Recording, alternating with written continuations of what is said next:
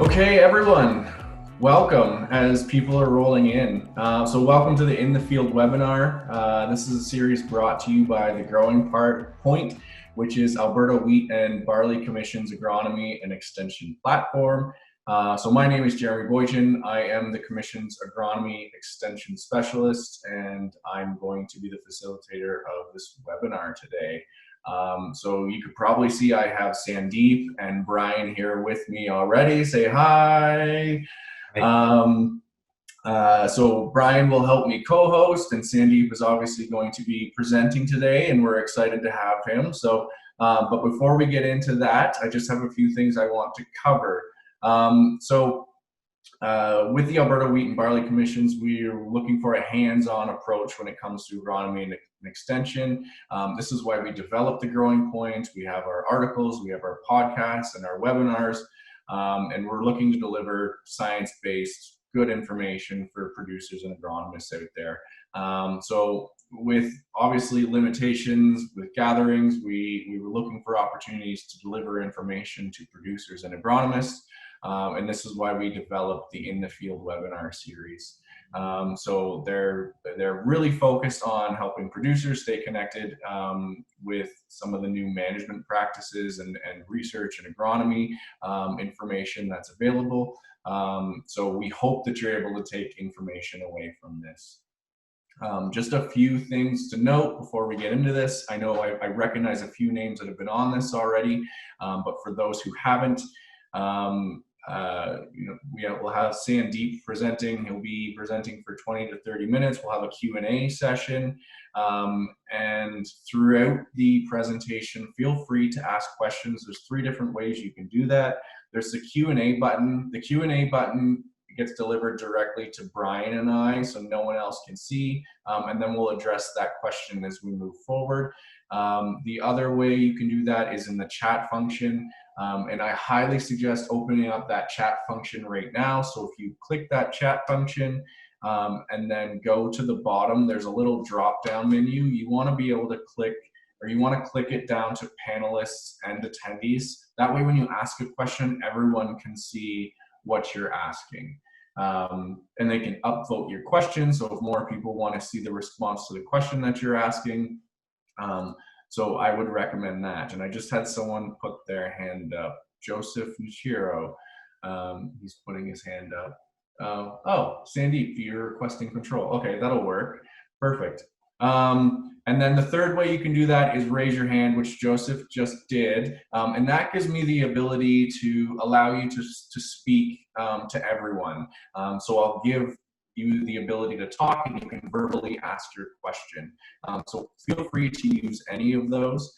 And as we're doing this, if you want to share any of this content on Twitter, use the hashtag The Growing Point, and feel free to tag Alberta Wheat and Alberta Barley. So that is everything. Joseph, I'll save you so we can get going. I don't know whether you put up your hand intentionally, but we're going to get going on this because Sandeep's ready to go here. So I'm going to give him permission to take this away.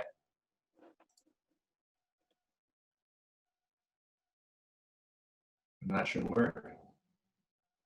Okay.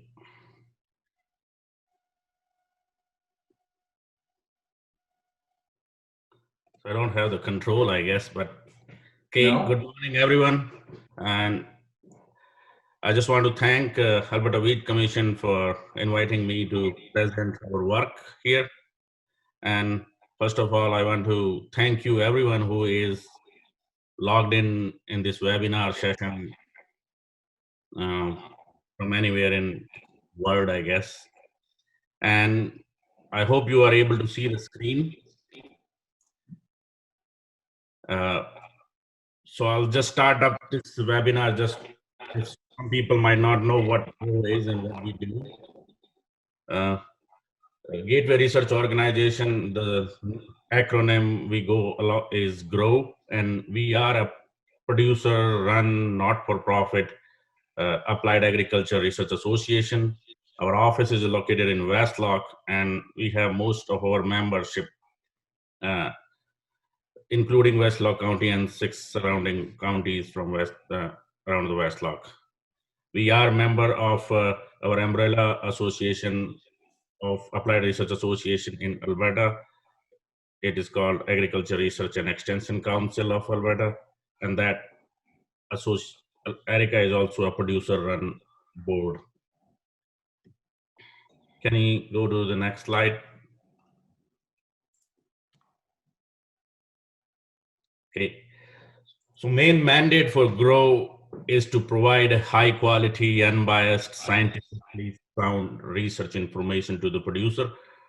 And our objective is to generate the research data using the local soil and growing condition information that a producer can take home and for the information like what works best for his farm or what works best at my farm. And another main objective of our association is to provide good resource for the information transfer and extension to the producer. So we collaborate in that regard with the specialists from Alberta agriculture industry, from the government, and from other educational institutes like University of Alberta and colleges, Lakeland, Olds College, etc. And next slide.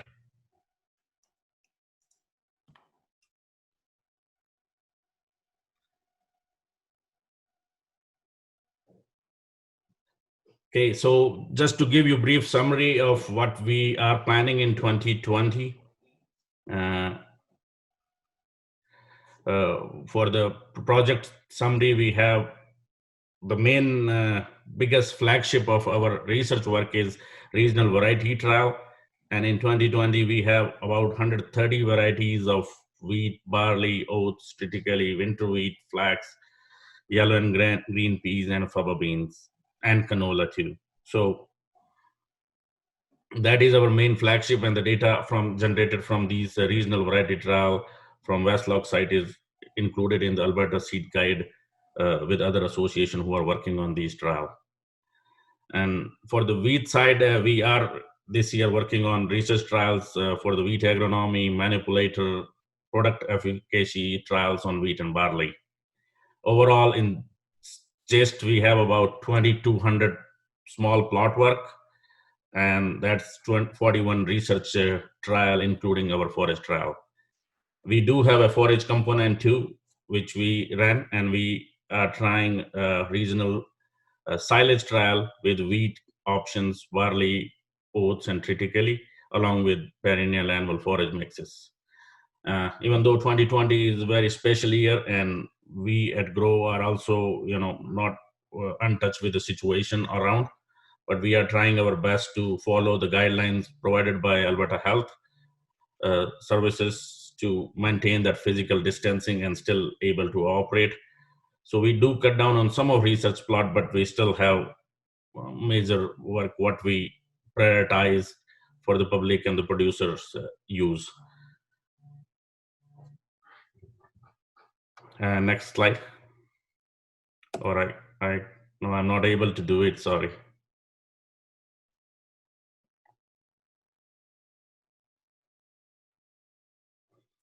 So for today's webinar, the 4 main trial, I just want to touch bases on the work we as a GRO working along with the Alberta Wheat and Barley Commission with their funding. And the 4 trial I listed it in this slide are the one we are directly getting funding from the Alberta Wheat Commission, and the money from the producer is going for the benefit of the producers. So the first trial on the series is we are working from 4 year, is about the optimum use of fertilizers to boost protein and yield. And the second trial is popular wheat variety trial comparison. And third one is ultra early and normal seeding timing comparison trial. And the fourth one is GRO malting barley variety trial, which we are just planning to do from this year. So the first trial, the optimum use of fertilizer to boost protein and yield in wheat. We started way back in 2016, and that was the first project. GRO and Alberta Wheat Commission collaborated, and our relationship started, I guess. So that's very special trial for me. Though after 4 years of work, we learned some things which we might have changed in the year one. But that's what you learn as you go in the research, I guess. So this trial was designed for objective to find a strategy for effective use of fertilizer, and that in turn can reflect in the decrease in the input cost and increase in the profitability of the producers. So we have designed this experiment in randomized club block design, and we had 18 different treatments. So 3 controls were there with no fertilizer treatment, with only phosphorus control, and then another aspect we want to showcase to the producer was to use of soil test. So the third was positive control, which take the soil test recommendation and use for the best target yield of 80 bushels per acre. And for the fertilizer increasing rate, we have 5 rates of urea and 5 rate of slow release nitrogen source, and a 5 rate again in the same of urea and slow release nitrogen source in a mix of 1:1. So the amount in the treatment used were the actual nitrogen applied per acre in the trial. So the variety we used was the AAC Brandon, and we collected data for the 4 year. And I'm just showing some data just for the 2019, but overall we saw similar trend over this project. And one thing I just want to mention here, in last 4 year we had ample amount of moisture. If you are around Westlock, you will know what I'm talking. We are getting on an average about 18 to 22 inch of rain every last 4 year, from 2016 to 2019. So that was something good, I guess, for the fertilizer trial. A lot of moisture. It didn't limit the use of nitrogen. However, I think that also made us to think about that we might have used higher rates than what we have in this trial. Jamie, next. So just for the touching base on the wheat yields, we saw a linear increase in wheat yield, irrespective of the source. If we are using urea or ESN, whenever we were able to increase the nitrogen content on the soil, we saw the wheat yield. And if we look at the check on the far right here, we got 68 bushel, and according to the soil test, what was our positive control, we got 82 bushel per acre of yield. And this trend was constantly similar for 2016, 2017, 2018, 2019. Last year was the last year in 4 year of this trial life, and we saw that linear increase in yield whenever you have the increase in fertilizer. Next. For the protein, the trend was not as linear as what we saw on the yield side. The protein every year was variable among rates of nitrogen. Last year, 2016 and 2017, we had overall higher protein content in wheat, but in 2018 and 2019, our protein content was lower in using the same amount of nitrogen. So that might be something, maybe high moisture or the yield component played the role there. But the most important, what farmer would be looking is, can we go next slide?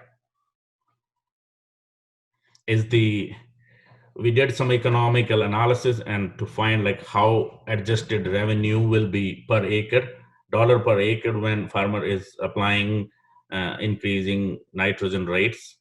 And we can see here according to the positive control, what was our best according to the soil test. We got $482 per acre revenue, whereas the mixture of urea and ESN, we were still able to get a little bit more higher revenue if we applied as a mixture of urea and ESN compared to just straight nitrogen, straight urea. So that was some, and in this calculation we did take the factor, if you are under 13.5, you will be losing the protein. So there was a discounted price on the quality. So all the factors were taken when we did the economic analysis for this trial. Okay. And second trial I want to touch base on today. If you have any question for any of these trial, I guess you can click in between, and if Jeremy want to ask in between, that's also fine with me. But I'll keep going.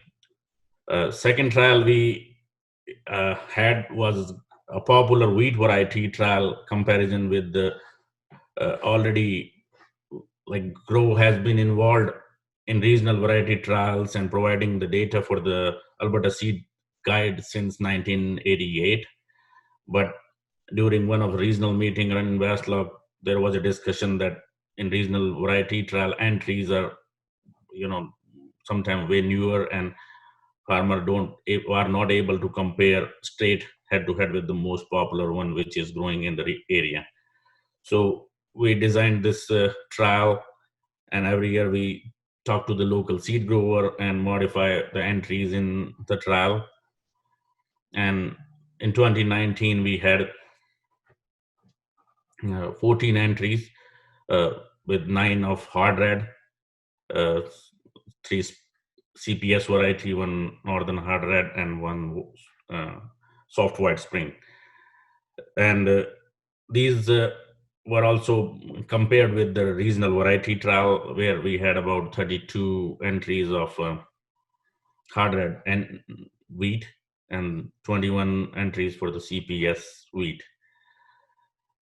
So I have given a little bit information here on the bottom, just a recipe what we used to get those number. You will see in couple of seconds here. So though we applied fertilizer rate quite high, targeting 100 bushel acre here for this trial, and seeded on May 12th, harvested September 7th, and rainfall was 375 mm last year during the growing season time. And fertilizer was applied at 58 pounds per acre of along with seed, and side blended 347 pounds per acre of NPK in a blend of 31.8, 13.8, and 3.5. And we applied herbicide to control the weed. Jamie, next slide.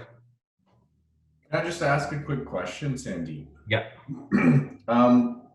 One, what determines your seeding date? You have May 12th there. Is that a fixed date that every season that's when this trial goes in, or is that determined by environmental conditions? And then second question, what determines your fertilizer rate?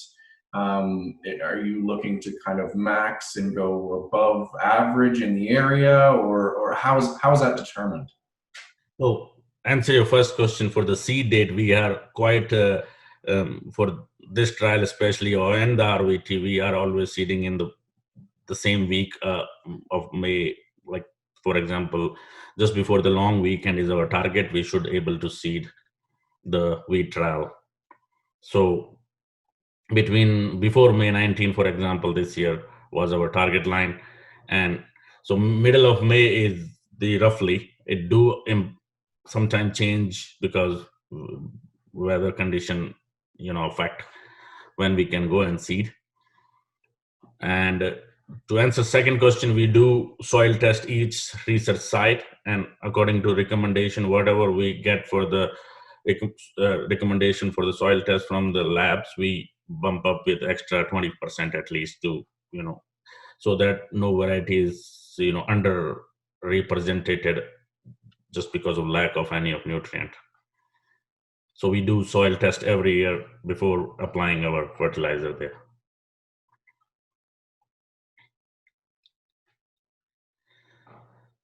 So the data here is shown is again the yield data for 2019, and in the popular variety we don't have the same variety over the year. We go with the producer's choice around the area and the seed growers interest. If they want to include some of the variety which they want to change next year, we talk around the producers and select the best available 14, 15 entries for this trial. So in 2019, we had 14 entries, and we noticed view field and cross field were in the top high yielding range. In hard red, in CPS 4A was the top, and chiffon on the soft wheat side did good. But when you look on the protein in the next slide, you will notice again there was a big difference of protein. Harder as we thought should have been higher protein, and they Connery and Redwater did good on the protein side. But chiffon, as you can see, just 10% protein. That's soft white, tend to have low protein anyway. So these were the information. Just we only had the yield and protein data analysis for the local popular wheat trial until now. But when I was talking to the producer from last year, there was a talk with that we should include a falling number into in this trials too.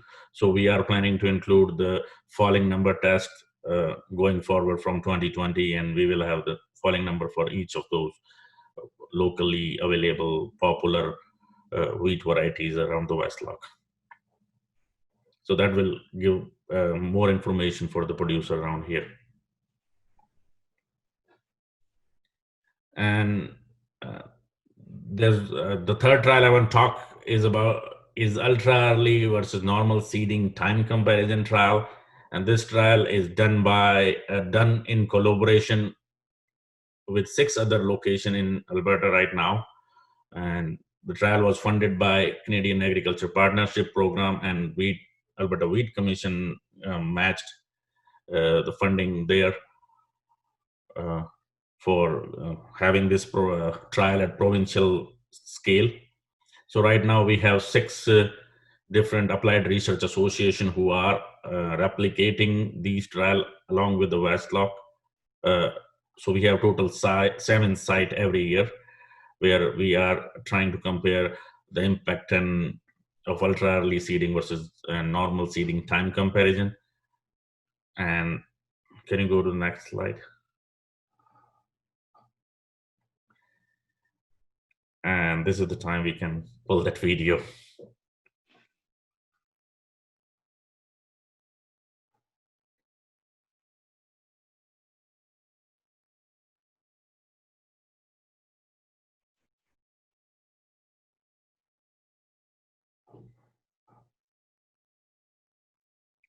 Jeremy, it seems like you're muted.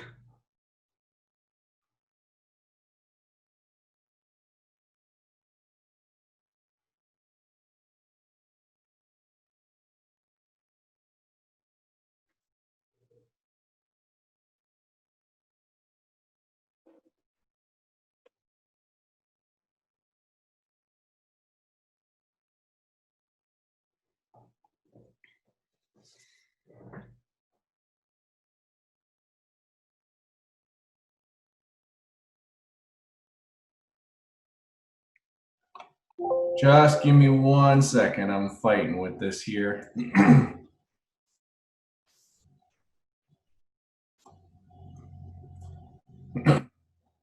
Sandeep Nain. I'm manager at Gateway Research.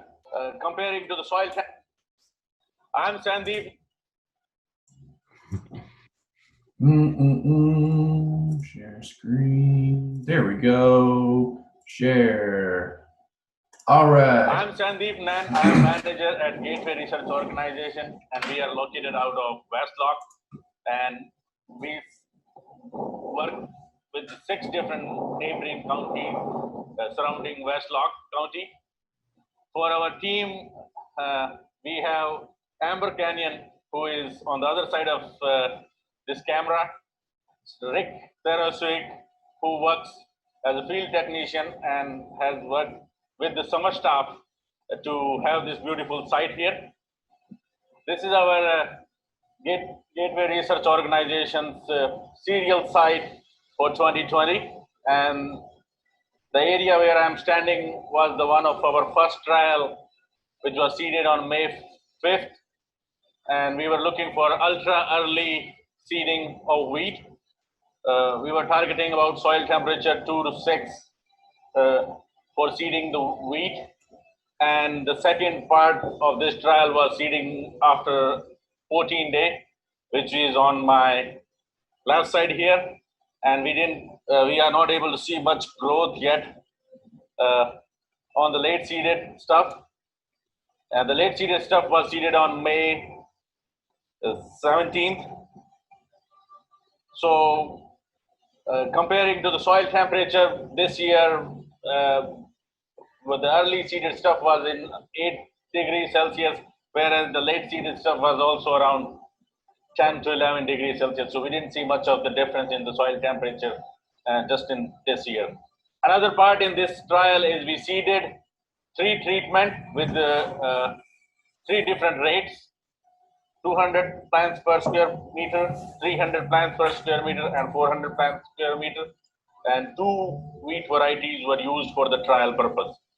So this is a 3 by 2 by 2 timing of wheat trial, and we will be looking how this different time of seeding will impact the yield and overall management issue for the trial.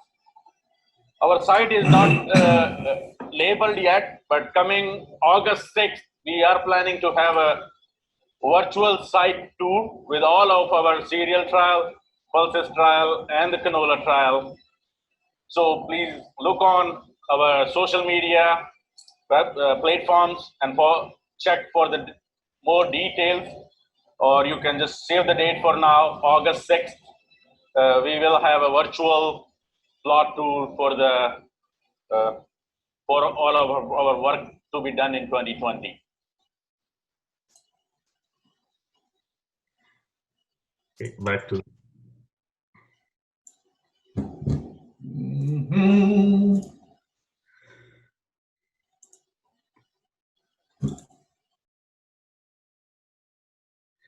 So the ultra early and trial versus the normal seeding time comparison trial, as I mentioned, we are using 2 different variety, AAC Brandon and Connery, and 2 planting dates, and target was to go with the ultra early date with the soil temperature of 2 to 6, but that was not possible this year as the soil temperature shoot up right away, and the first day we were practically able to go and seed. So, but last year we were able to do that. We were able to achieve that target, and our ultra early trial was seeded on April 15th. The soil temperature was 5 degrees Celsius, and the normal seeding date was May 8th. So that was 3 weeks of difference for the last year in 2019. And if we go to the next slide, Jamie.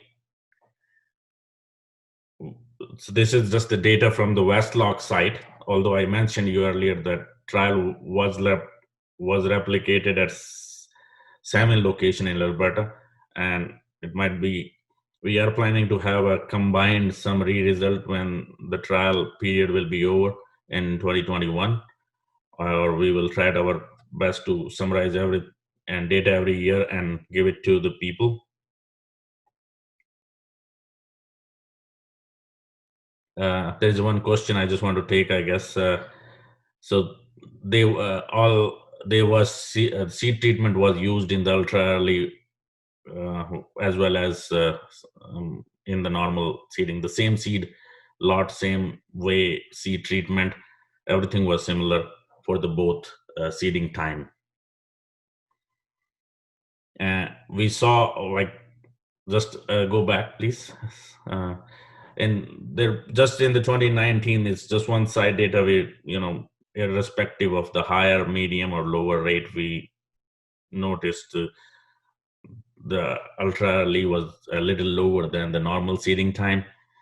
And as I mentioned, there ultra early was seeded on April 14th, and in around the last week of April, we had a good chunk of snow, and that snow and the low temperature, I guess, the snow stayed for a day or two, and that might have impacted the uniformity of that trial. And we saw little uneven emergence in the ultra early seeded compared to the normal seeding.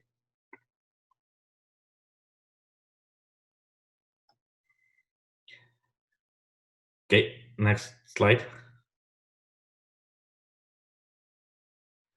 There's another question for you, Sandeep. Yep. Were these differences calculated to be significant? Between two seeding timing, there was a significant difference, statistically significant difference. But between three rates, there was no statistically difference, just for the Westlock site. However, I look into the result from other part of province, and I can say that the results are way different what we got in Westlock. But we will provide the summarized report of all 7 location, as before this year, harvesting this year, and that will give a good picture of this strategy if it works for all. And the last trial I want to talk today was a grow malting barley variety trial. This is just something we decided to start from 2020. We have although we RVT regional variety trial have about 21 entries for barley, but only a few of them are only used for the malting barley trial. Another comparison between a regional variety trial and a specific trial for growing malting barley would be to what will be the impact of using fungicide, which is not allowed to be used on the regional variety trial. So we designed up this trial in 2020, seeded this year with 8 selected varieties, and we were also there's a work done from Ross McKenzie out of Lethbridge that early seeding has a greater chance of getting malting barley quality. So we seeded the 2 seeding date, and we lower our fertilizer to 70% of what we would be using just for the local regional variety trial, and we plan to put fungicide application at just when the spike is fully emerged from boot. So this is our recipe we're gonna try here. We can't control weather, but this is we are thinking to go with the recommended agronomic practice to get the good plump kernel with low protein that can qualify for the malting barley. So this is just the first year we seeded this trial, and we'll see how it goes. Next slide.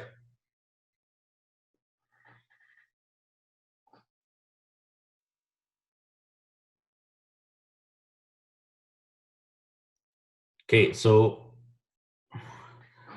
for other trials, what we have worked in last year or a couple of years back with support from Alberta Wheat Commission and Barley Commission, we had a fusarium demo trial in 2018, and the reason we tried a demo trial because we were quite wet in 16 and 2017.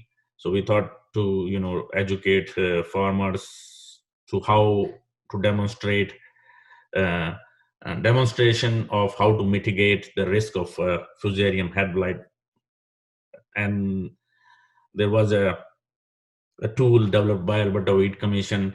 So we thought it will go well along with the tool and our demonstration trial, where we had 6 different treatment check, and then with seed treatment, no seed, without seed treatment, with fungicide, without fungicide, and 2 application of fungicide versus the 1 application of fungicide.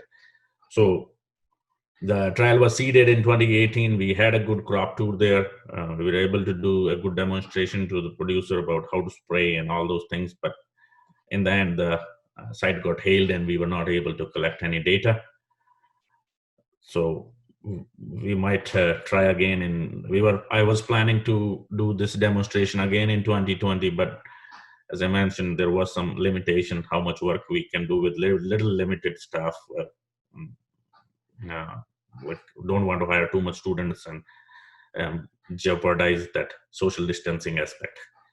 So we didn't do the demo in 2020 this year, and we are still working on another trial. This is PGR related, plant growth regulated treatment in wheat and oat. We are using 4 varieties and 3 different rate of application there.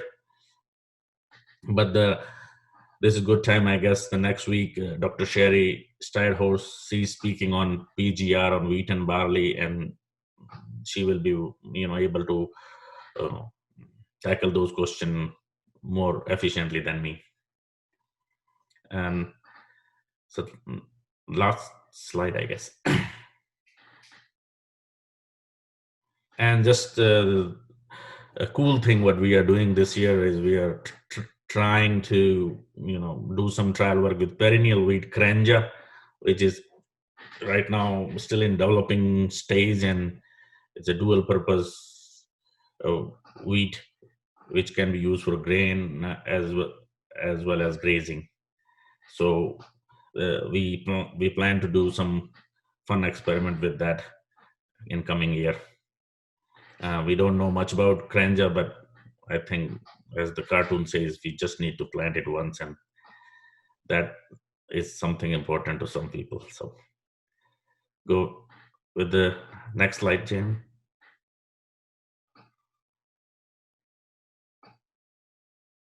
So I just want to thank in the end to all the supporter. Alberta government is big supporter for our work. All the crop commission has been very supportive for what we are doing here, and all the municipal counties surrounding Westlock are supportive of our work. And next. Thanks, Sandeep. Can you just go last slide? This last slide. Yeah.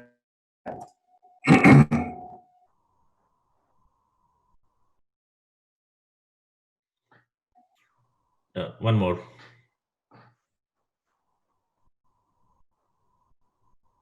Okay, so we are on internet, and this is our website where you can log in, and if you have any more questions, you can get contact information from our website. You can shoot on Twitter and Facebook, and there are trial results are also uploaded as they come, and they are open for public. Anyone can go to our website and take the information right away from website. And I just want to thank you everyone for your time and open for questions. So I have a question, Sandeep. When you're talking about that nitrogen trial, am I correct in saying between the different sources of nitrogen, there's no difference really? What you've seen in your location is as nitrogen increases, regardless of the source, yield increases. Is that a correct summary? Yeah, that was the summary statement. I think I sent it in my report to you too last, and the yield was way more responsive to the use of nitrogen, whereas the protein is not just one factor. It is a little more complicated how to get the higher protein. I just launched a poll on slower release nitrogens to see, who's used it in the past and what they thought of it. So feel free to answer.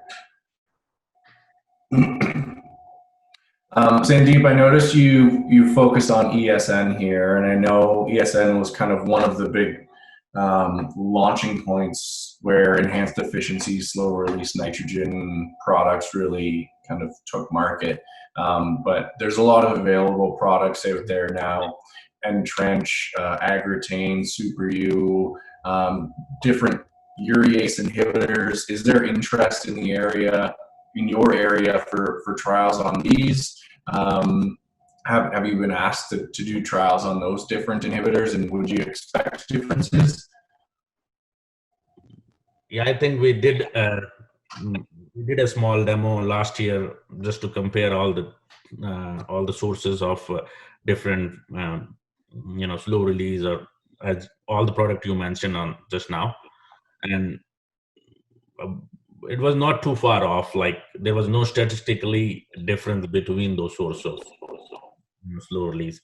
The idea is still, because we were having so much of moisture, I think the slow release nitrogen helped in bumping up the yield and protein a little bit on the later stage.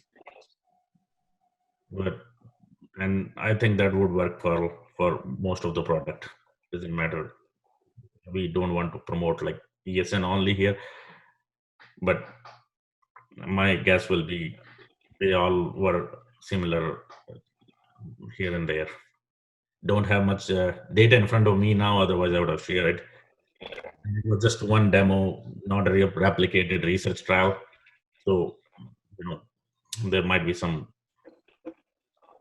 need more replicated trial. If there is interest in producer, we can formulate it, and we can have that information to everyone. I guess that kind of brings me to my next question, Sandeep. All of these research trials that have gone in, and these are just 4 of the many that you guys implement every year. What drives what you guys put in the ground? Is it 100% producer input on what demands and what people are asking for in the area?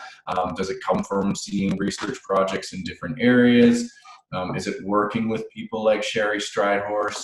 Like, where does that come from? And if you are a producer in the area that GRO works in, how do you start maybe having that conversation with you and the GRO team on what they would like to see? Very good question. Thank you, Jamie. I guess to answer, we have a producer board. We have like a crop committee which decide what kind of work we need to do every year.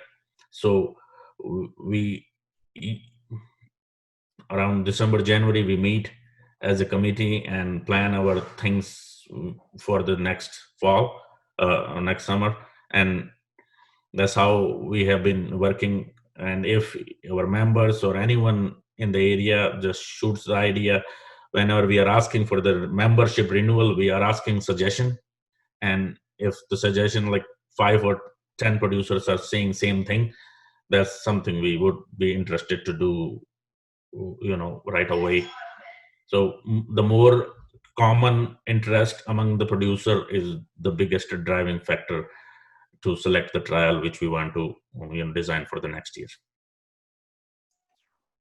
And I mean, obviously this year is a little bit of an odd year in that grower meetings are a little bit more challenging and we're having to move to webinars. But if we have a group of producers who are asking for a certain research project and that research project is then implemented, how are you delivering that typically to producers? So whenever any idea comes, we try to make it as a research trial. I read all the information, talk to the specialist in different, from industry, and then use their information, talk to the local agronomist here, use their knowledge, and then build up that trial, do the data collection part. And again, I want to say that Alberta Wheat Commission has been very, very cooperative, and Brian thank you to you that you gave me that liability to switch trials in between, and that is something gives us play go for the trial work and get the data for producer currently need right away. So this year's early seeding trial, because of the strange spring, is turned into a seeding density demonstration that I think is also very valuable to your members. Yeah, and might be like as I mentioned, this trial is replicated at 7 different locations. So in the end, with 3 year, 21 locations in total, we will have a good amount of data set where we can pinpoint all those questions. And as I mentioned, it will work in some area, it might not work in some area too. That is the regional diversity of Alberta as whole.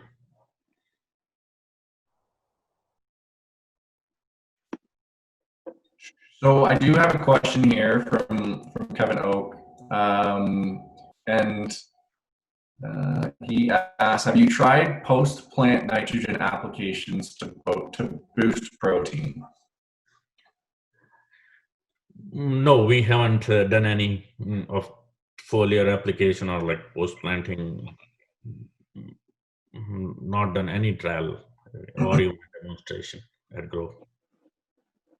Is that something that has been of interest for producers in the area, or you haven't really got that kind of demand? No, I haven't. If I haven't actually got the request yet.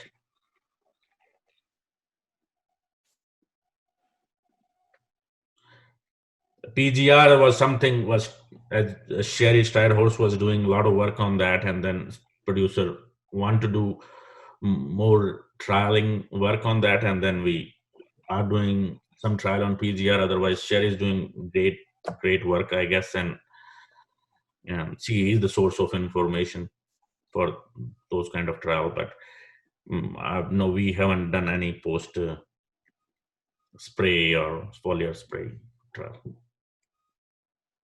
I know it seems to be one thing that's growing in interest in the fight to increase protein. Yeah. So it might be coming.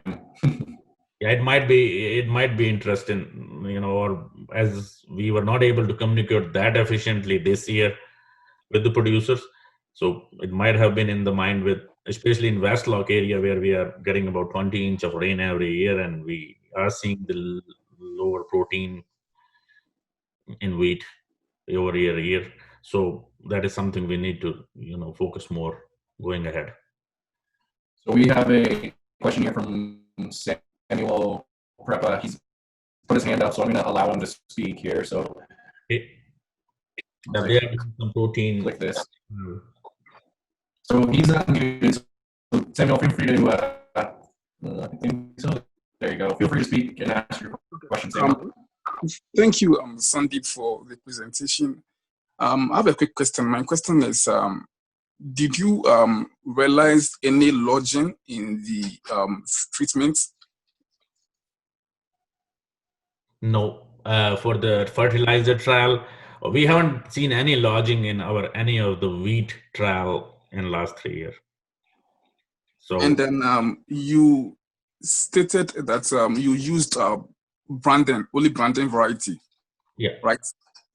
So why didn't you focus on at least 2 different varieties, so we were able to determine the amount of N applied had effect on a particular variety in terms of lodging? Yeah. Because you did not use PGR, right? Like for the trial where we were just looking the fertilizer component and the rates for fertilizer, we didn't use any PGR there. I think it's a good idea that we should have used more than one variety, but the Brandon was one of the popular variety here, and we go with the more acreage grown in the area for the choice of variety. Thank you. Thanks, Samuel.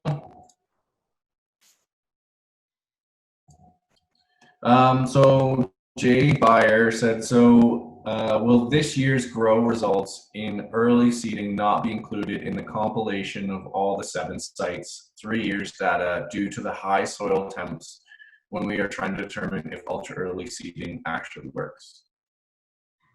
Yeah, and when we will be compiling, we are recording at soil temperature at each location whenever we are seeding. So when we'll be compiling the result for whole 7 location, and objective is still if 2 to 5 degrees Celsius, 2 to 6 degrees Celsius was considered as ultra early, irrespective of date what you're seeding.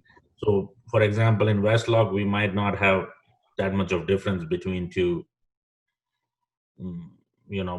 for the soil temperature aspect, but there is a difference of 14-day difference in seeding, and that will play some role how maturity and physiological maturity and other, is not just about the yield, it's about the other factors too, disease pressure and all of other things. I think for me, this comes down to what's your definition of ultra early seeding. Is ultra early seeding staying within a specific temperature range, or is ultra early seeding your seeder is the first thing to hit the field as soon as something can get on the field?